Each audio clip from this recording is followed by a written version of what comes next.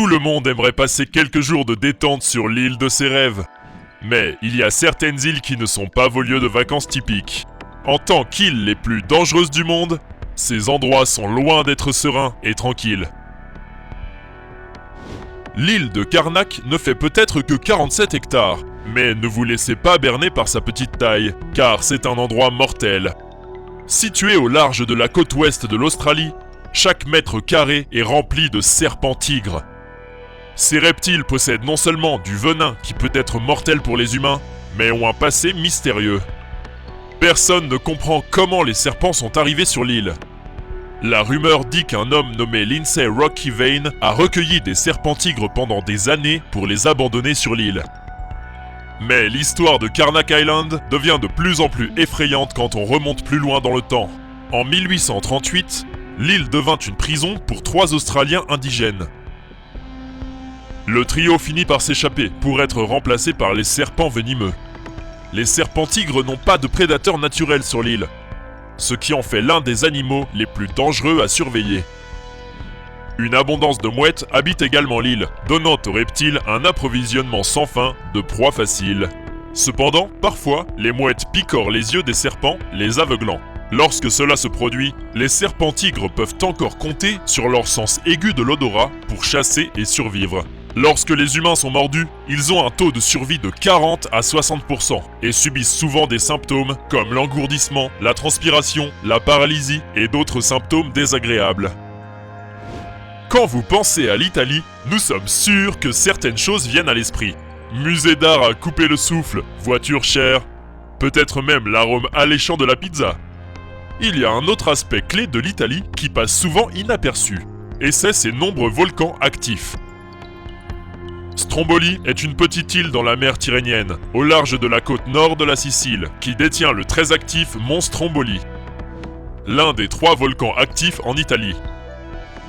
Les éruptions volcaniques sont un événement quotidien sur l'île, gagnant son surnom de phare de la Méditerranée, en raison des explosions constantes qui peuvent être vues à des kilomètres.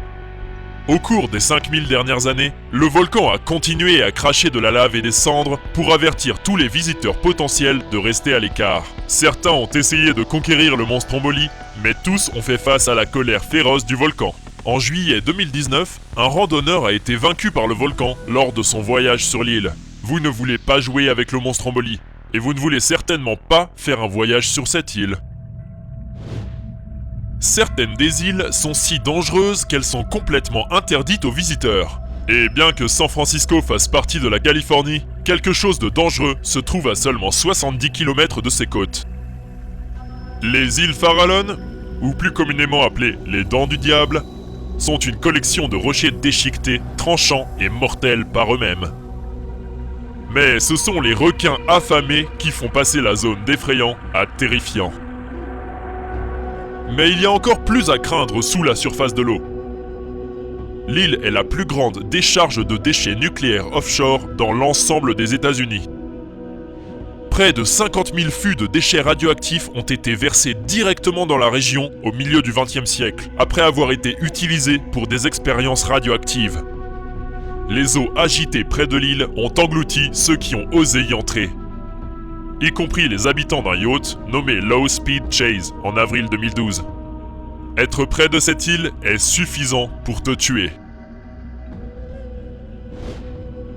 Cette île pourrait être suffisante pour vous donner des frissons, mais la prochaine île est encore plus folle. L'île de Deadman est située à Kent, au Royaume-Uni, et sort tout droit d'un cauchemar. Les squelettes de plus de 200 hommes se trouvent sur l'île. Les chercheurs pensent que les restes appartiennent à des prisonniers qui sont morts de maladies contagieuses il y a plusieurs siècles. La raison pour laquelle ils se sont retrouvés ici, c'est parce que les prisons étaient habituellement sur des bateaux. Quand quelqu'un mourait d'une maladie, l'île était utilisée comme cimetière. Si vous deviez visiter l'île, ce serait comme marcher sur un plateau de film d'horreur. Des centaines de squelettes ont commencé à apparaître dans toute l'île. Le temps a érodé les eaux, ce qui les rend vraiment effrayants.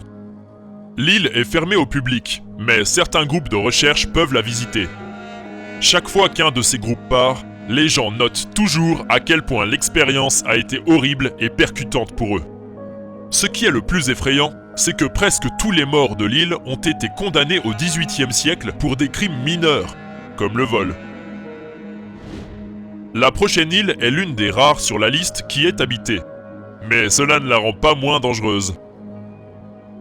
L'atoll d'Enewetak est un grand atoll composé de 40 îles situées sur un récif corallien dans l'océan Pacifique.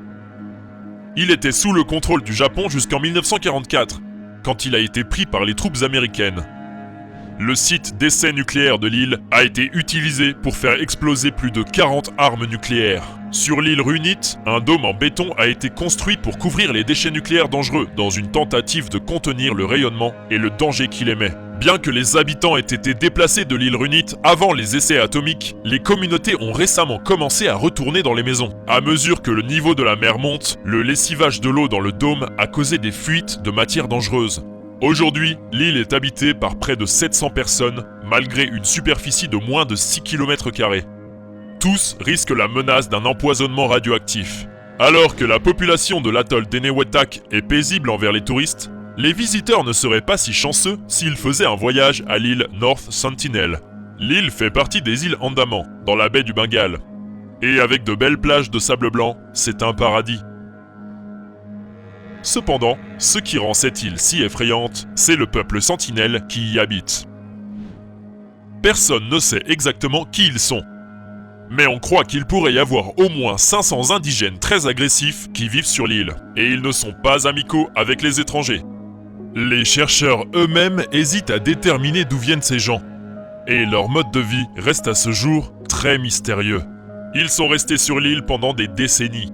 Et en tant que l'une des dernières tribus à être complètement isolées de la civilisation moderne, ne sont pas immunisés contre les maladies de l'extérieur. C'est pourquoi les indigènes de l'île non seulement rejettent les visiteurs, mais sont allés jusqu'à attaquer quiconque empiète sur leur territoire. En 2006, après que 2 pêcheurs eurent été attaqués pour s'être approchés de l'île, les autorités indiennes ont annoncé qu'elles ne poursuivraient pas la population sentinelle pour le décès qu'elle a causé. Ils ont continué à protéger leur île, tuant un missionnaire américain malchanceux en 2018.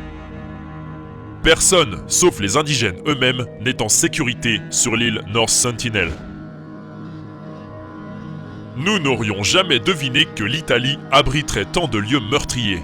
Mais une île située dans la lagune vénitienne, connue sous le nom de Poveglia, nous a prouvé le contraire. Elle fut utilisée pour isoler ceux qui tombèrent malades de la peste bubonique à la fin du Moyen-Âge.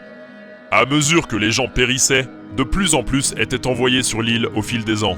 Finalement, un hôpital psychiatrique fut construit sur l'île afin que les médecins puissent utiliser des méthodes de torture et effectuer des lobotomies sur leurs patients avant qu'ils ne rencontrent leur mort. Tout comme l'île de Deadman mentionnée précédemment, quelque chose de sinistre se passe définitivement à Poveglia.